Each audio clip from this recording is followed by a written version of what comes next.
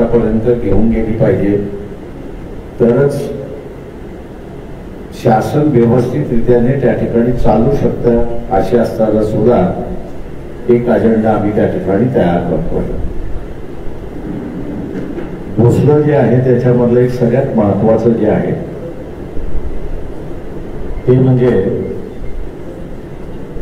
आम्ही 22 लाखापर्यंत जरी घेऊन गेलो तरी एम्प्लॉयमेंट सर्वांनाच मिळू शकेल. म्हणजे 20 वर्षापासून ते 35 वर्षाचा होईपर्यंत सगळ्यांनाच एम्प्लॉयमेंट देऊ शकतो अशी काही परिस्थिती नाही. आणि म्हणून एक मूलभूत बदल करण्याचा आम्ही आज सगळं ठरवलेला आहे आणि त्याच्यावरती एकमत झालेलं आहे. ते म्हणजे की ॲग्रो इंडस्ट्री याचे जे सगळे मोठमोठे प्रोजेक्ट्स होतात आहेत, मेगा प्रोजेक्ट्स होतात आहेत,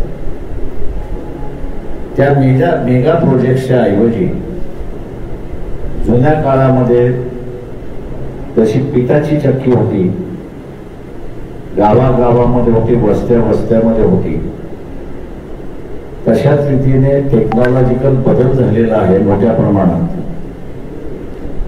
आणि हा टेक्नॉलॉजिकल बदल लक्षात घेता ॲग्रो प्रोसेसिंग इंडस्ट्री, मायनर आणि टायनी इंडस्ट्री, मायक्रो इंडस्ट्री अशा रीतीचा असताना त्या ठिकाणी भर द्यायचा, वाढवायचा अशी असणारी परिस्थिती आहे.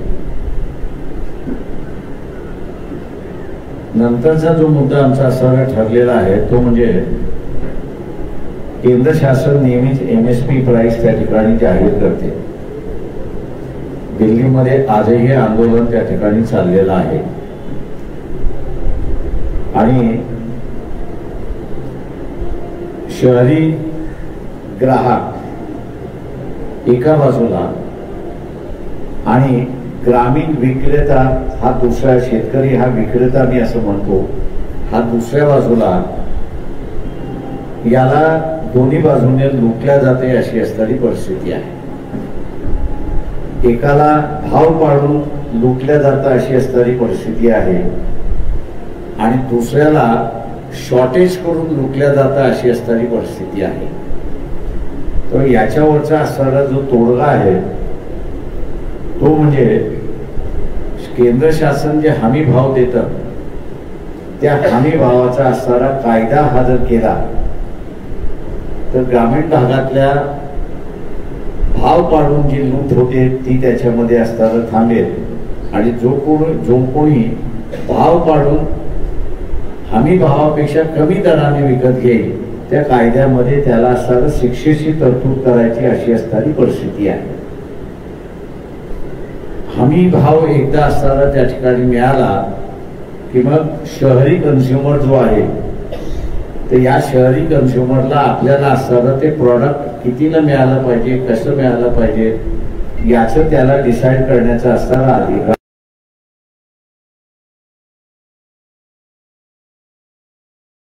त्या ठिकाणी येतो.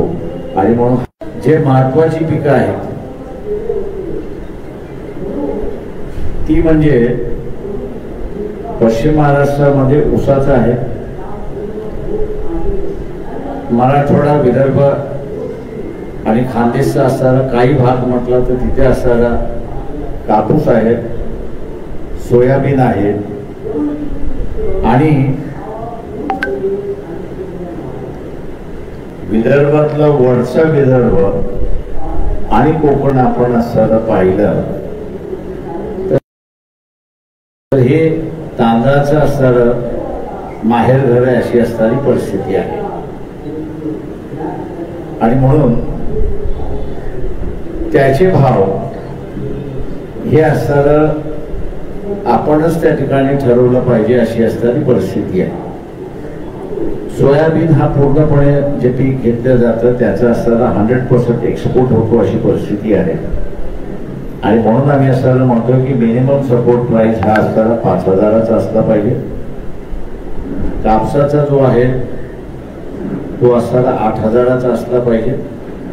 आणि ऊसाच्या ह्याच्यामध्ये आता 20% एथेनॉल हे पेट्रोल आणि डिझेल मध्ये मिक्स करण्याचा अधिकार त्या ठिकाणी शासनाने दिलेला आहे. परंतु ऊसाचा असणारा रेट त्या ठिकाणी जो फायनल होतो, ऊसाचा असणारा रेट त्या ठिकाणी फायनल केला जातो, त्याच्यामध्ये इथेनॉल हा जो आहे त्याचा रेट त्या ठिकाणी दिला जात नाही.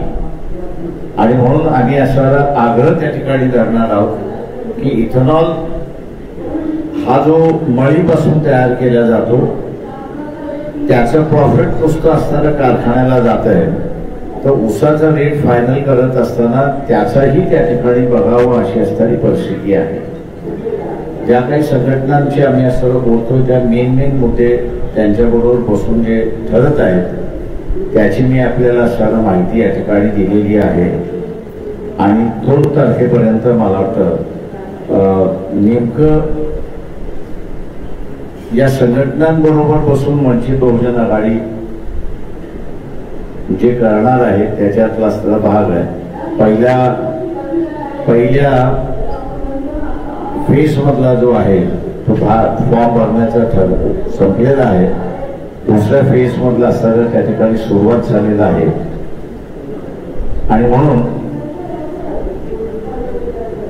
आणि म्हणून तिसरा जो आहे, तिसरा 4था 5वा 7वा जो आहे तो सगळे मिळून त्या ठिकाणी कॅन्डिडेट ठरवतील अशी परिस्थिती आहे. जसं म्हटलं तसं 2 तारखेला आपल्याला असणारं या ठिकाणी पूर्णपणे माहिती मिळेल अशी, आणि पुढचं वाटचाल कशी असेल ती आपल्यासमोर या ठिकाणी मांडल्या जाईल. माझं निवेदन संपलं. आपण असं विचार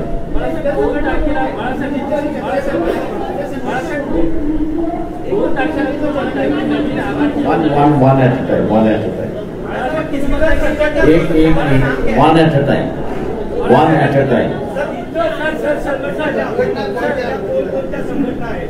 2 तारखेला आपल्याला सगळं विवरण दिलं जाईल. एक प्रश्न असा होता की 2 तारखेला आपण नवीन आघाडी किंवा नवीन संघटनांसोबत चर्चा करून नवीन आघाडीची घोषणा करताय असं साधारण दिसतंय. तर महाविकास आघाडी सोबतचा आपला संबंध संपला, म्हणून मी म्हटलं की 2 तारखेला आपल्याला पूर्णपणे त्याचं विवरण दिलं जाईल.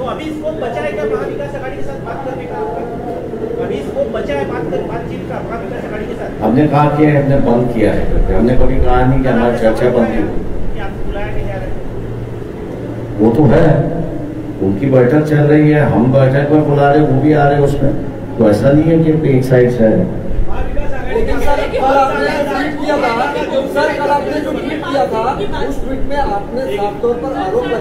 हाँ, मैं ये कह रहा हूँ कि महाविकास आघाड़ी अलग है और संजय अलग है. तो जिसको हमने टारगेट बनाया था या जिसके बारे में कहा था वो संजय की बात थी. वो महाविकास आघाड़ी के नाम से गलत आप लोगों को बयान दे रहा है और गलत स्टेटमेंट कर रहा है. इसलिए हमने कहा कि देखो संजय जो है वो आघाड़ी में बिगाड़ करने में लगा हुआ है.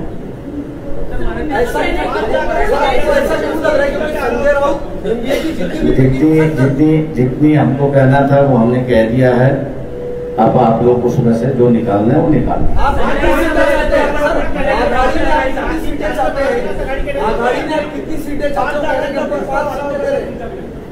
आमच्याकडे असणारा त्या बैठकीमधला जो प्रस्ताव होता तो 3 जागांचा प्रस्ताव होता. एक माझा मतदारसंघ आणि दुसरे 2 मतदारसंघ. त्याच्या पलीकडे आम्हाला कुठलाही प्रस्ताव आलेला नाही.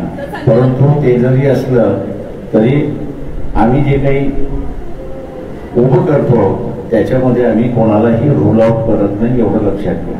सर वो कह रहे हैं कि हम 5 सीटों का प्रस्ताव दिए थे, पहले 4 था, बाद में 5 तक आए, लेकिन प्रकाश आंबेडकर जी नहीं. अब आपको हमारी बात सुनिए, उनकी बात सुनिए, आप तय कर लो. उस पर बहस नहीं हो सकती.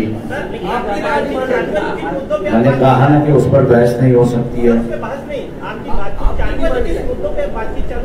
मैंने आपसे कहा ना कि भी हमने किसी के लिए भी दरवाजे बंद नहीं किए हैं.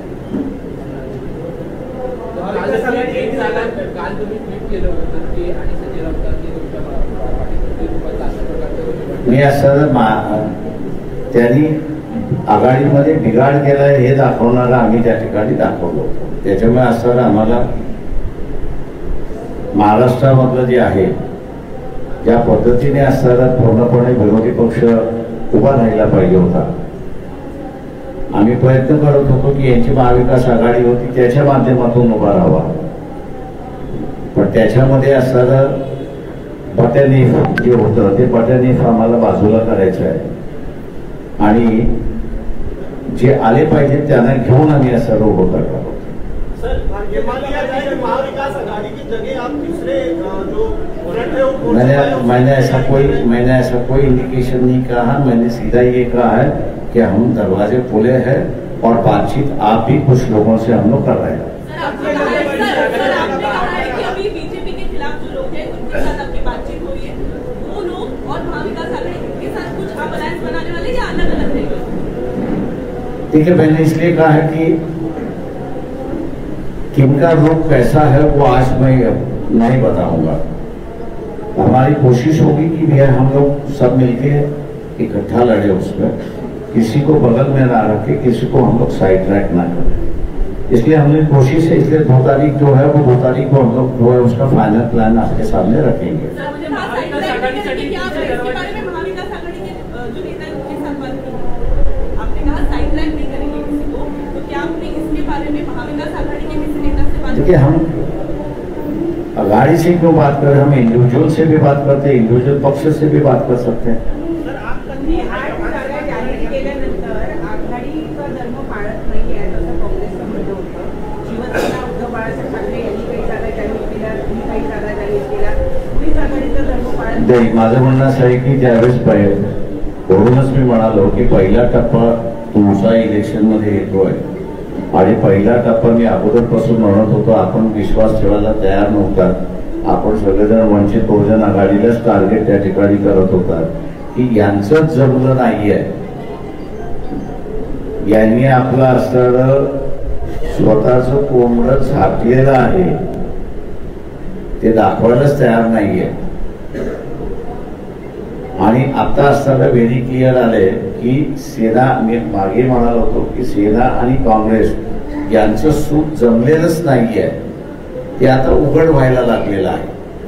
सर, आपको लगता है कि एमडीए में सब कुछ वाकई में सही नहीं है? कैंडिडेट्स के नाम डिक्लेयर करेंगे, आपकी तैयारी है? देखिए, 2 तारीख को जो मैंने जैसे कहा है कि 2 तारीख को जो है वो फाइनली हम लोग सब कुछ जाहिर करेंगे. सर, एक सवाल ये है कि क्या आपको भी लगता है कि एमडीए में सब कुछ सही नहीं है? एक तो तयार झालेली आहे, जरांगे पाटील यांची पण एक यादी तयार होती आहे किंवा झाली आहे. ती यादी ते तुमच्याकडे तुम्हाला पाठवणार आहे, तुमच्याशी चर्चा करणार आहे, काय आहे ते? मला वाटतं त्या सगळ्या फॅक्टर्स लक्षात घेऊनच मी असं म्हणालो की सगळ्यांचं ते हे घेऊन 2 तारखेला त्याचं सगळं निचोड होऊन जाईल असं मी त्या ठिकाणी मानतोय. हे बरोबर आहे की जरांगे पाटील यांच्याकडे सुद्धा एक त्यांनी जी पद्धत केलेली आहे की सकल मराठा संघटना जिल्ह्यावर बसून त्यांनी असं त्यांच्याकडे नावं पाठवावी, कॉमन नावं पाठवावीत असं जे आहे ती सुद्धा एक प्रक्रिया चाललेली आहे. ती आज मला वाटतं उद्या संध्याकाळी त्यांची असं ती पूर्ण होईल असं मी त्या ठिकाणी मानतोय. म्हणून वाटतं की 2 तारीख जी आहे त्या 2 तारखेपर्यंत सगळं फायनल झालेलं असेल. असं म्हणायचं का महाविकास आघाडीसाठी तुमच्याकडून सध्या दरवाजे बंद झाले? अजिबात नाही, माझे दरवाजे कोणासाठी बंद नाही. 48 नावं असतील का जास्त असू शकतात? कारण मध्यंतरी जरांगे पाटील असं म्हणाले की प्रत्येक गावातून उमेदवार उभा करा, तर यावेळेला काय असणार? आमची जी चर्चा झाली त्याच्यामध्ये त्यांनी तो आग्रह सोडलेला आहे आणि जिल्ह्यामधले सकल मराठा समाज जे आहेत त्यांच्यामधनं त्यांनी नावं द्यावीत असं म्हटलेलं आहे त्याच्यामध्ये. तेव्हा एकच उमेदवार येईल असं ठरते असं मला वाटतं. सर, एक सवाल यह है, क्या आपको लगता है एमडीए में वाकई में सब कुछ सही है? उद्धव ठाकरे ने अपने कैंडिडेट डिक्लेयर कर दिया, उस पर कांग्रेस एनसीपी का ऑब्जेक्शन है. इसके अलावा जो कांग्रेस ने कैंडिडेट डिक्लेयर किया उसमें एनसीपी अपनी सीटों की मांग कर रही है, आपने भी अपने कैंडिडेट डिक्लेयर किए. हमने जो है वो फर्स्ट फेज की जो है कैंडिडेट जो है वो डिक्लेयर किए हैं, क्योंकि आखिरी दिन खत्म हो रहा था तो कार्यकर्ताओं को हवा करके नहीं छोड़ सकते कि ये, क्योंकि वो चारों सीट, एक सीट पर हमने कांग्रेस को सपोर्ट किया, बाकी के 4 सीटें जो है ये 4 सीटों पे जो कॉन्टेस्ट है ये वंचित और भारतीय जनता पक्ष में ही है वहाँ पर. क्योंकि क्या दोहराना नहीं चाहता हूँ, लेकिन कुछ लोग लड़ने के लिए तैयार नहीं है, कुछ लोगों ने पीछे हट के अपनी बात कही है. तो बीजेपी को हम फील्ड नहीं दे सकते थे, इसलिए हमको मजबूरन जो है वो उम्मीदवार उतारना हुआ। और अब जो है वो वंचित बहुजन आघाड़ी और बीजेपी के बीच में ये लड़ाई है। लेकिन उद्धव ठाकरे से भी नाराज चल रहे हैं। उद्धव ठाकरे एक से मैं किसी से नाराज नहीं होगी है, मेरा किसी से पर्सनल झगड़ा नहीं है, ना मैं नाराजगी करता हूँ। महाविकास आघाडीमधून जर बाहेर पडलात आपण आणि जर आपण स्वतंत्र जर आपण आता लढला तर त्याचा फायदा भाजपला मिळेल असं आपल्याला वाटत नाही का? माझ्या अंदर ह्याचं उत्तर तुम्हाला 2 तारखेला मिळेल। सर, आपका कहना है कि आपकी जो भी स्टैंड है वो 2 तारीख को क्लियर होगी, लेकिन महाविकास आघाड़ी के तीनों घटक दल 3 तारीख को जॉइंट प्रेस कॉन्फ्रेंस कर रहे हैं, तो हम ये उम्मीद करें कि आप भी उस प्रेस कॉन्फ्रेंस में होंगे कि आपका स्टैंड अलग हो जाएगा 2 तारीख को साथ कह रहे हैं? इसका पता नहीं है कि क्या रोक लेगा किस तरीके से। सर, महाविकास आघाडी याबद्दल तुम्ही तुम्हाला असं वाटतं का संजय राऊत हे एकमेव आहेत महाविकास आघाडीमध्ये एक बिघाडी करतात? म्हणजे आम्ही असं म्हणेन की जोपर्यंत आम्ही सुभाष देसाईंबरोबर बोलत होतो, सुभाष देसाई या चर्चेमध्ये जोपर्यंत होतो तोपर्यंत पूर्णपणे सकारात्मक चाललं आणि व्यवस्थित चाललं होतं सिच्युएशनच्या संदर्भातलं। पण नंतर असताना आम्हाला असं दिसलंय की कोणतरी कोणासाठी तरी वापरायचं असं असणारा हिशेब चालू झाला आणि म्हणून आम्हाला दिसलं की ह्याच्यामध्ये आपण असताना बीजेपीला थांबू शकत नाही, काही जणांना घ्यायचंच नाही, काही जणांना बोलायचंच नाही, असा जो स्टँड होता तो आम्हाला जरा योग्य वाटला नाही आणि म्हणून आम्ही असं एक वेगळं ह्याच्यामध्ये करतोय। ठीक है, संजय राउत इंडिविजुअल है, इंडिविजुअल के बारे में बात नहीं करता हूँ। एक समझ लीजिए, पार्टी की बात हो रही है, इंडिविजुअल की बात नहीं हो रही है। तो इंडिविजुअल जगह रुक दीजिए वहां पर।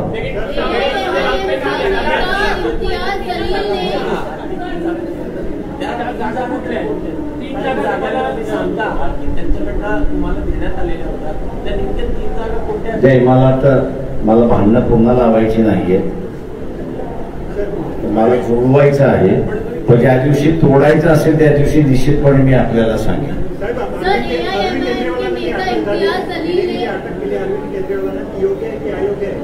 पूर्णपणे अयोग्य आहे। कॅबिनेट डिसिजन हा कोर्टाचा विषय होऊ शकत नाही आणि त्याच्याच बरोबर इन्क्वायरीचा इश्यू होऊ शकत नाही। संविधानाने कॅबिनेटला पूर्णपणे अभय दिलेला आहे। आता ते जर झालं असेल तर मी असं म्हणेन की पहिल्यांदा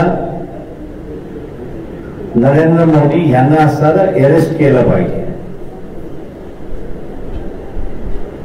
मनमोहन सिंग असताना त्यांनी एक आखं युनिट ज्याला आपण म्हणतो एअरफोर्सचं उभं करण्याचं ठरवलं होतं, राफेल मार्फत 135 एअरक्राफ्ट घ्यायचं ठरवलं होतं। अमाऊंट काही असेल तो वेगळा भाग आहे, तो डिसिजन बदलला। तो डिसिजन बदलल्यानंतर त्याचे 2 भाग करण्यात आले। 35 राफेलची विमानं आपण असताना फ्रान्सकडून विकत घेतली आणि उरलेली 100 विमानं अंबानी मॅन्युफॅक्चर करतील असं त्यावेळेस सांगण्यात आलं। राफेलच्या म्हणजे डेसॉल्ट ही जी कंपनी आहे की जी राफेल करते, या कंपनीच्या काही डायरेक्टर्सना भारताबरोबर झालेल्या करारनाम्यामध्ये त्यांनी फ्रॉड केला, घुसखोरी केली, म्हणून फ्रान्स गव्हर्नमेंटने त्यांना असताना शिक्षा दिलेली आहे। डेसॉल्टच्या अधिकाऱ्यांना की जे भारताबरोबर राफेलच्या संदर्भात बोलणी करत होते। आता तिथल्या अधिकाऱ्यांना त्यांनी घुस दिली म्हणून असताना जर झालं तर भारताचं नुकसान झालं हाही त्याच्यातला आहे। त्याच्यामुळे तोही कॅबिनेटचा निर्णय होता, तो कॅबिनेटचा निर्णय होता म्हणून असताना कोणीही त्याला क्वेश्चनिंग केलं नाही की हा कोर्टाचा विषय होत नाही, हा इन्क्वायरीचा विषय होता। लिकर पॉलिसी काय असावी ही दिल्ली गव्हर्नमेंटची कॅबिनेट डिसिजन त्या ठिकाणी असणार आहोत. आणि कॅबिनेट डिसिजन असल्यामुळे ती इन्क्वायरी होत नाही. तेव्हा खालच्या असणाऱ्या जे काही कोर्टामध्ये केजरीवाल यांनी असणारं म्हटलं की माझ्या विरोधात तुमच्याकडे ठोस पुरावा काय, या सोशल मीडियावरती आलेलं उत्तर मी जे असणारं पाहिलंय की आमच्याकडे असणाऱ्या काही जणांची स्टेटमेंट्स आहेत आणि म्हणून तुम्हाला असणारं अरेस्ट केलंय. तर आपण असणारं असं धरायचं का की डेसॉलच्या काही कंपनीना रॅफलच्या संदर्भातलं खोटारडेपणा झालाय, फसवेपणा झालाय आणि म्हणून त्यांना शिक्षा झाली. म्हणून पंतप्रधान जे नेगोशिएट डायरेक्ट नेगोशिएशन होते म्हणून पंतप्रधानावरती सुद्धा इथे केस झाली पाहिजे का? तो जर लॉजिक असेल तर ती झाली पाहिजे. त्याच्यामुळे असणारा एका केसला एक न्याय, दुसऱ्या केसला दुसरा न्याय, हे माझ्या अंदाजानं चुकीचं असे म्हणतोय. आणि म्हणून मी असं म्हणतोय की केजरीवालला अरेस्ट करणं हे चुकीचं असं मी त्या ठिकाणी मानतो.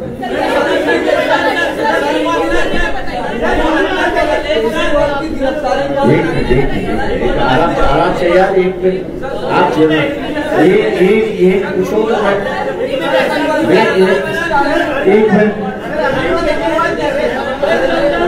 मैं आपको हिंदी में जवाब देता हूँ.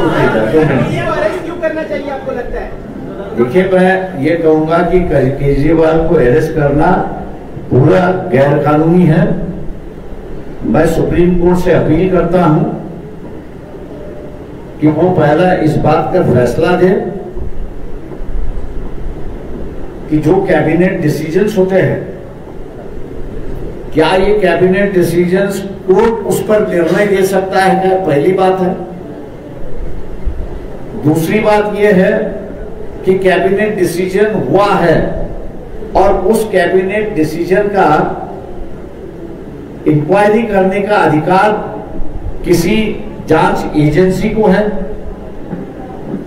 कैबिनेट डिसीजन जो होते हैं और जिसका इंप्लीमेंट होता है, ये वहां की लेजिस्लेटिव असेंबली है. उस लेजिस्लेटिव असेंबली में उस पॉलिसी को रखा जाता है और लेजिस्लेटिव असेंबली उसको मान्यता देने के बाद उसकी इंप्लीमेंट होता है.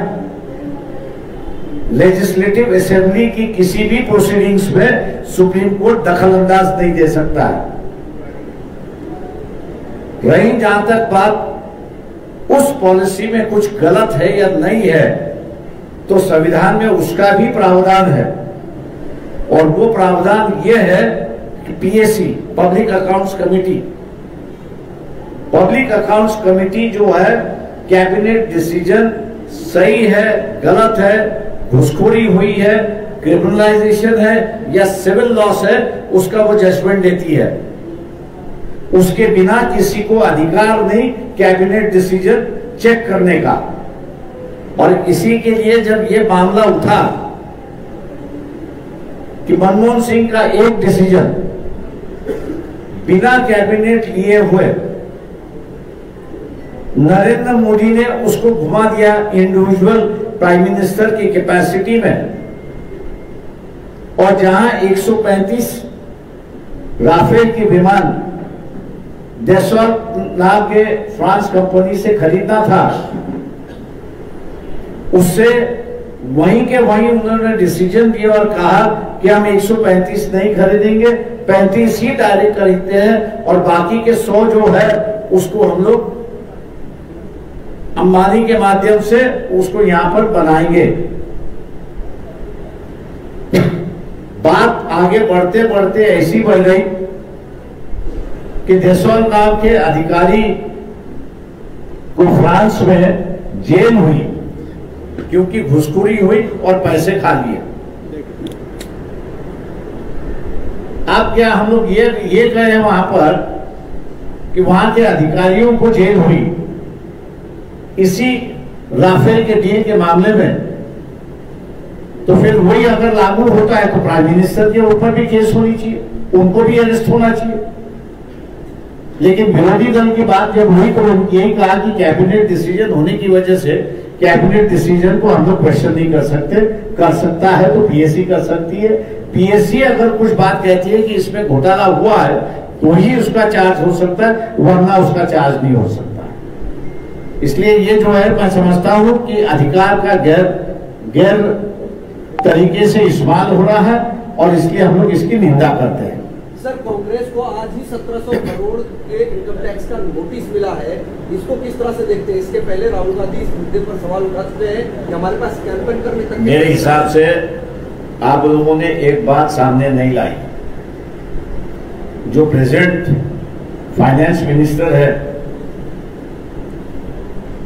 उनके हस्बैंड का ही सबसे बड़ा बयान आ चुका है, सोशल मीडिया पे आ चुका है कि वर्ल्ड का सबसे बड़ा फ्रॉड अगर कुछ है तो इलेक्टोरल बॉन्ड है।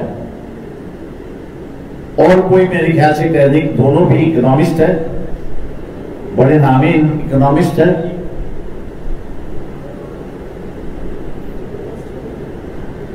और उनका बयान आ चुका है, ना हस्बैंड का बयान आ चुका है कि this is the biggest fraud, financial fraud. अब जब हस्बैंड ही कह रहा है कि ये सबसे बड़ा बिगेस्ट फ्रॉड है तो मेरे ख्याल से उसको मान लेना चाहिए। कंसेंट के बिना ये स्टेटमेंट नहीं होगा। कांग्रेस को नोटिस पर क्या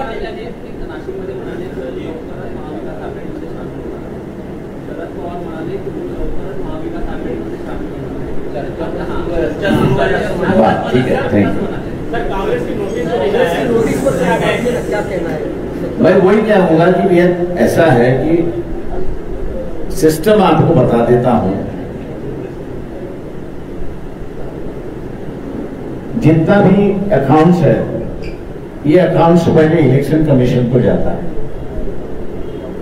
इलेक्शन कमीशन को जाने के बाद जो है उसमें विवरण होता है कि ये आपके पास एडिशनल फंड है या नहीं है। अगर एडिशनल फंड है तो इलेक्शन कमीशन पूछता है कि आप इसका विवरण कैसे खर्च करोगे, क्या करोगे, किस पर इस्तेमाल करोगे। और एक्सेस अगर रहा तो वही टैक्सेबल इनकम होता है।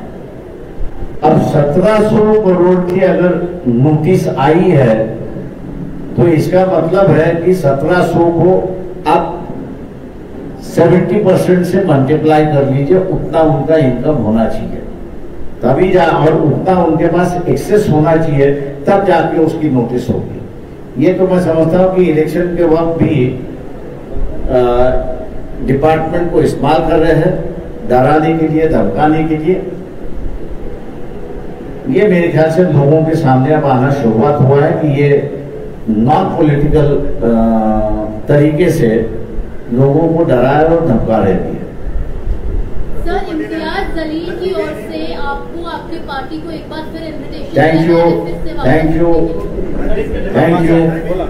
बोला प्रफुल्ल पटेल यांना सीबीआयने क्लीन चिट दिली,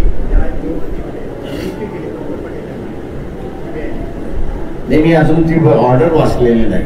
त्यांनी सीबीआयने क्लीन चिट दिली असेल पण अजून कोर्टाने क्लीन चिट दिली नाही एवढी फक्त माझी माहिती आहे।